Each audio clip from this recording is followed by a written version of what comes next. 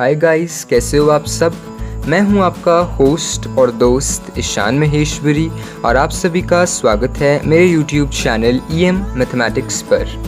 तो आज के इस वीडियो लेक्चर में हम क्लास 9th CBSE केमिस्ट्री का chapter number 1 matter in our surroundings का लेक्चर नंबर 6 लेकर आए हैं, जिसमें हम characteristics of particles of matter की थर्ड कैरेक्टरिस्टिक यानी last characteristic particles of matter attract each other के बारे में पढ़ने वाले हैं। हम सीखेंगे और कुछ एग्जाम्पल्स की मदद से जानेंगे कि कैसे पार्टिकल्स ऑफ मैटर जो हैं वो अट्रैक्ट करते हैं एक दूसरे को। तो शुरू करने से पहले जिन लोगों ने अभी तक मेरे चैनल को सब्सक्राइब नहीं किया है वो प्लीज़ इस चैनल को सब्सक्राइब करें और बेल आइकन को दबाएं ताकि आप मेरे लेटेस्ट वीडियो अपडेट्स जल्द से जल्द देख सकें। साथ ही साथ मैं आपको ये भी बता देना चाहता हूँ कि इस लेक्चर के जो PDF नोट्स हैं यानी मैटर इन आवर सराउंडिंग्स का लेक्चर नंबर 6 के जो PDF नोट्स हैं उनका लिंक डिस्क्रिप्शन में अवेलेबल है। आप वहाँ पे जाके अपने कंप्यूटर, टैबलेट, लैपटॉप, फ़ोन कहीं पे भी इनको डाउनलोड कर सकते हो और यूटिलाइज़ कर सकते हो। आज के लेक्चर में मैं जो कुछ भी आपको पढ़ाने वाला हूँ वो A to Z उन नोट्स के अंदर प्रेजेंट होगा। तो जल्दी से जाइए और नोट्स को डाउनलोड करके यूटिलाइज़ करिए। तो जल्दी से कॉपी पेन निकाल लीजिए, बिना किसी टाइम वेस्टेज के हेडिंग दे दीजिए matter in our surroundings 06 characteristics of particles of matter. Particles of matter attract each other. So up till now we have learned two characteristics of particles of matter. पिछले 3 lectures में हमने starting की 2 characteristics of particles of matter के बारे में पढ़ा था और साथ ही साथ में डिफ्यूजन के प्रोसेस के बारे में पढ़ा था। जिन्होंने वो कैरेक्टरिस्टिक्स नहीं पढ़ी अभी तक वो जल्दी से जाएं, उनका लिंक, उन लेक्चर्स का लिंक मैंने डिस्क्रिप्शन में दे दिया है। तो आप उन पार्टिकल्स ऑफ मैटर की कैरेक्टरिस्टिक्स को पढ़ के आएँ और फिर ही इस थर्ड कैरेक्टरिस्टिक पे आएँ और उसे समझने की कोशिश करें। सो फर्स्ट कैरेक्टरिस्टिक मैं आपको अगर याद दिलाऊं तो थी कि particles of matter have space between them. तो फर्स्ट कैरेक्टरिस्टिक थी particles of matter have space between them. Second थी particles of matter are continuously moving.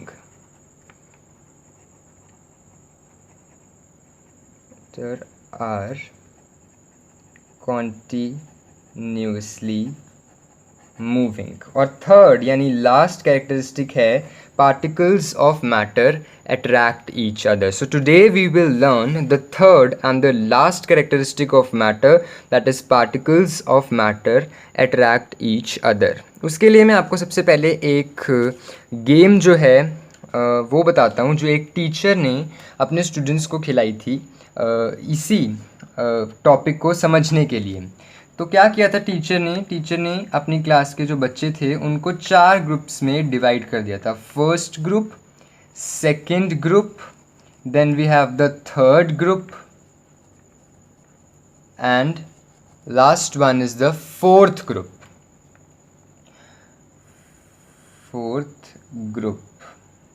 तो फर्स्ट ग्रुप के जो बच्चे थे उसको टीचर ने कहा कि you are suppose to hold each other from back and lock your arms.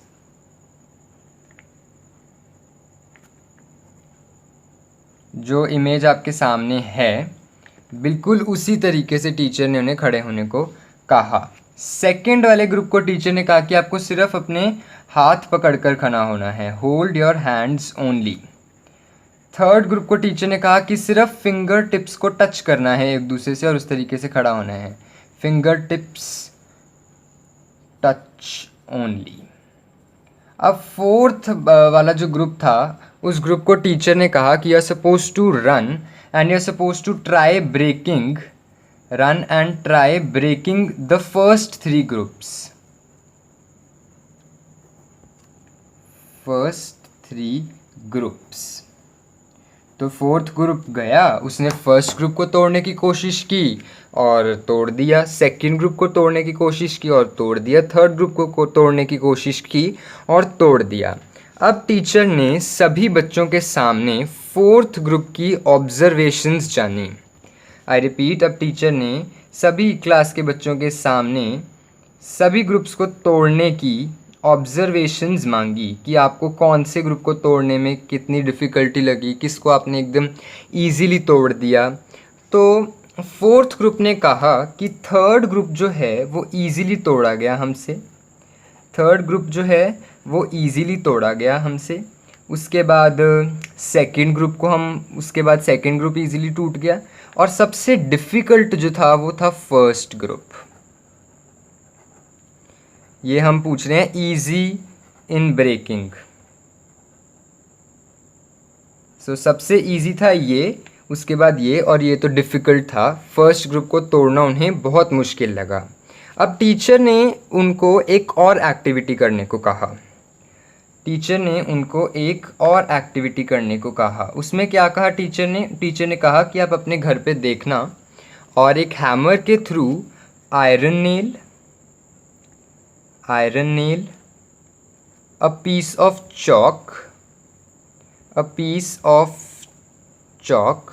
and a rubber band, इन सबको हैमर से तोड़ने के लिए कहा। ब्रेकिंग ज़रूरी नहीं है यू यूज़ अ हैमर, बस उनको ब्रेक करना है। तो बच्चों ने घर पे आके घर पे जाके ये सब एक्टिविटी की और उन्होंने टीचर ने अगले दिन पूछा, हाँ भाई बताओ कि किसको तोड़ने में सबसे आसानी हुई और किसको तोड़ने में सबसे डिफ़िकल्टी। तो बच्चों ने कहा कि मैम रबर बैंड तो इतना इजी था, हमने हाथ से ही तोड़ दिया, हमें किसी और चीज़ की ज़रूरत ही नहीं पड़ी। उसके बाद जो पीस ऑफ चॉक था उसको भी हमने चूरा चूरा किया। हाँ, हाथ से चूरा चूरा उसका नहीं कर पाए, पर हमने उसको हैमर से तोड़ दिया। तो रबर बैंड के बाद पीस ऑफ चॉक को रखेंगे क्योंकि रबर बैंड तो हाथ से ही तोड़ दिया, पर चॉक को तोड़ने के लिए हैमर की ज़रूरत पड़ी। और थर्ड में उन्होंने कहा आयरन नेल। तो मैम हमने इतनी कोशिश की तोड़ने की, बट हम तोड़ नहीं पाए, इतना डिफ़िकल्ट था, बहुत हथौड़े मारे बट टूटा नहीं। तो इसमें भी मैम ने ऐसे लिख दिया ईजी इन ब्रेकिंग। तो रबर बैंड सबसे ईजी था तोड़ने में, उसके बाद चॉक और उसके बाद आयरन नेल। फिर से अब मैम कहती है एक और एक्टिविटी। अब आप कहोगे कैसी मैम है, एक्टिविटी पे एक्टिविटी कराई जा रही है। वो बेसिकली मैम इमेजिनरी है, मैं आपको समझा रहा हूँ। सो लास्ट एक्टिविटी कराई और मैम ने कहा कि सबसे पहले आप एक कंटेनर में वाटर ले लो।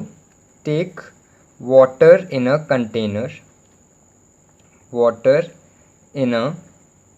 कंटेनर, और उसके बाद अपनी फिंगर्स के थ्रू वाटर को कट करने की कोशिश करो।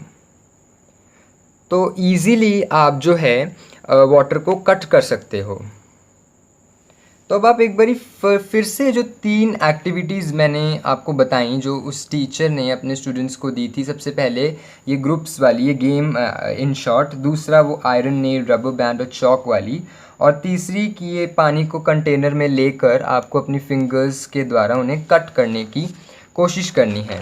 अब टीचर ने सबकी ऑब्जर्वेशंस नोट कर ली थी और हेंस वो ऑब्जर्वेशंस मैंने आपके सामने लिख दी हैं। अब उन ऑब्जर्वेशंस के बेसिस पे टीचर ने कंक्लूजन निकाला और वो कंक्लूजन अपने स्टूडेंट्स को बताया, जो कि स्टूडेंट्स भी देख पा रहे थे, बिल्कुल सही सी बात थी। और वो कंक्लूजन ये था कि particles of matter have force acting between them. वो कंक्लूजन ये था कि particles of matter have force acting between them, force acting between them. अब सोचो, जो हमने ग्रुप वाली एक्टिविटी की थी, अगर उसमें इंसानों की जगह पार्टिकल्स ऑफ मैटर होते तो फर्स्ट ग्रुप के पार्टिकल्स ऑफ मैटर के बीच का जो फोर्स था वो इतना ज़्यादा पावरफुल था कि उसे तोड़ना मुश्किल था। आप देख सकते हो इमेज में, वही वाली में, कि किस तरीके से वो एक दूसरे से इतने अट्रैक्टेड हुए थे फोर्स के द्वारा कि उन्हें तोड़ना बहुत मुश्किल था। जबकि जिन्होंने सिर्फ हाथ पकड़ा हुआ था उनको तोड़ना थोड़ा ईजी था। बट जबकि जिन्होंने सिर्फ फिंगर टिप्स टच की हुई थी उनको तोड़ना सबसे ईजी था। इन शॉर्ट हम कह सकते हैं कि अगर वो लोग पार्टिकल्स हैं मैटर के, तो हर एक मैटर में हर एक टाइप का फोर्स जो है अलग अलग होता है। किसी में फोर्सेस ऑफ अट्रैक्शन काफ़ी ज़्यादा होते हैं, किसी में फोर्सेस ऑफ अट्रैक्शन इतने कम होते हैं कि उन्हें तोड़ना आसान हो जाता है। जैसे आयरन नेल में फोर्सेस ऑफ अट्रैक्शन उसके पार्टिकल्स के इतने ज़्यादा थे कि आयरन नेल को हथौड़े से भी तोड़ना बहुत मुश्किल था, जबकि पीस ऑफ चॉक में थोड़े बहुत कम थे कि उसे हाथ से तोड़ने के बाद बिल्कुल चूर चूर करने के लिए हमें हैमर की ज़रूरत पड़ी। और रबर बैंड के पार्टिकल्स के जो बीच के फोर्स ऑफ अट्रैक्शन थी वो इतनी कम थी कि हमने अपने हाथों की मदद से ही रबर बैंड को तोड़ डाला। सेम केस था वाटर वाली एक्टिविटी में। जब हमने वाटर को कंटेनर में लिया था तो वाटर के पार्टिकल्स भी इसी तरीके से अट्रैक्टेड थे कि जब हम उसके ऊपर कुछ एक्सटर्नल फोर्स लगाते तो वो पार्टिकल्स एक पल के लिए एक दूसरे से दूर हो जाते और हैंस हमारा हाथ जो है वो पानी में से निकल जाता।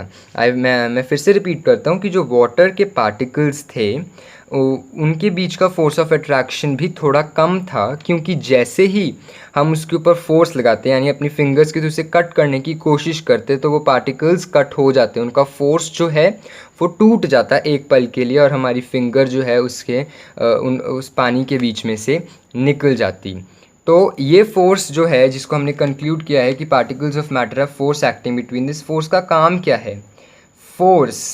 इस फोर्स का काम क्या है? This force keeps the particles together. ये फोर्स पार्टिकल्स को दूर तो भगा नहीं रहा, ये पार्टिकल्स को पास पास रख रहा है। तभी तो जो सॉलिड्स हैं वो इतने ज़्यादा पास में हैं, मतलब इतने उनके पार्टिकल्स इतने पास में हैं कि जब हम उन्हें देखते हैं तो वो एकदम एक ही चीज़ लगती है और वो तोड़ा आसानी से नहीं जाते। जबकि लिक्विड्स के बीच में लगने वाला फोर्स थोड़ा कम होता है, उनको लिक्विड के थ्रू हम अपने आप को अपना हाथ जो है वो कट कर सकते हैं। और गैसेस के बीच का फोर्स जो होता है, पार्टिकल्स का फोर्स जो होता है वो इतना कम होता है कि yes we are able to breathe और हम मूव कर सकते हैं गैस के बीच में।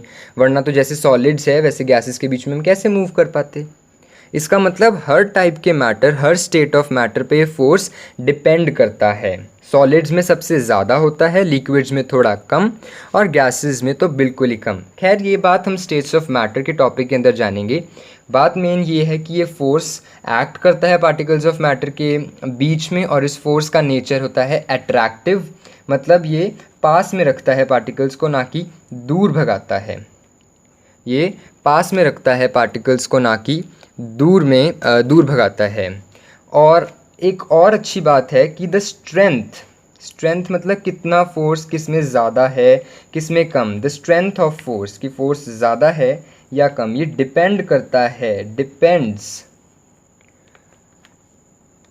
From one kind of matter to another.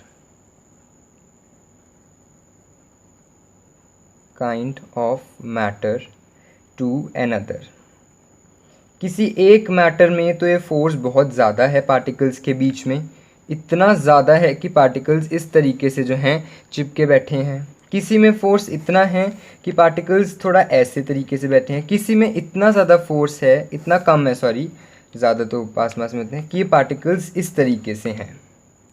तो क्या बात है कि the strength of this force depends from one kind of matter to another. The strength of this force of attraction it varies from one kind of matter to another and hence in activities के through हमने ये बात prove कर दी कि particles of matter attract each other, जो इस lecture का हमारा मेन टॉपिक था। तो हेंस इस लेक्चर में बस इतना ही। नेक्स्ट लेक्चर में हम आपकी एनसीईआरटी टेक्स्ट बुक के पेज नंबर 3 के ऊपर प्रेजेंट ब्लू इंक क्वेश्चंस के सॉल्यूशंस लाने वाले हैं।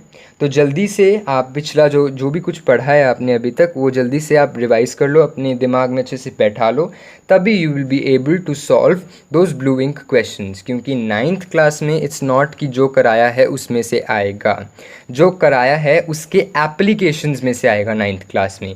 ये नहीं कि जो लिखवाया है वो सेम टू सेम लाइन पूछ लेगा, उस लाइन के से मिलती जुलती बात, उस लाइन के एप्लीकेशंस, ये आपसे क्वेश्चंस में 9th क्लास में पूछे जाएंगे, तो वो आप ब्लूइंग क्वेश्चंस में देख लेना। आज के लेक्चर में बस इतना ही। जिन लोगों ने अभी तक इस चैनल को सब्सक्राइब नहीं किया है वो प्लीज़ इस चैनल को सब्सक्राइब करें और बेल आइकन को दबाएं ताकि आप मेरे लेटेस्ट वीडियो अपडेट्स जल्द से जल्द देख सकें।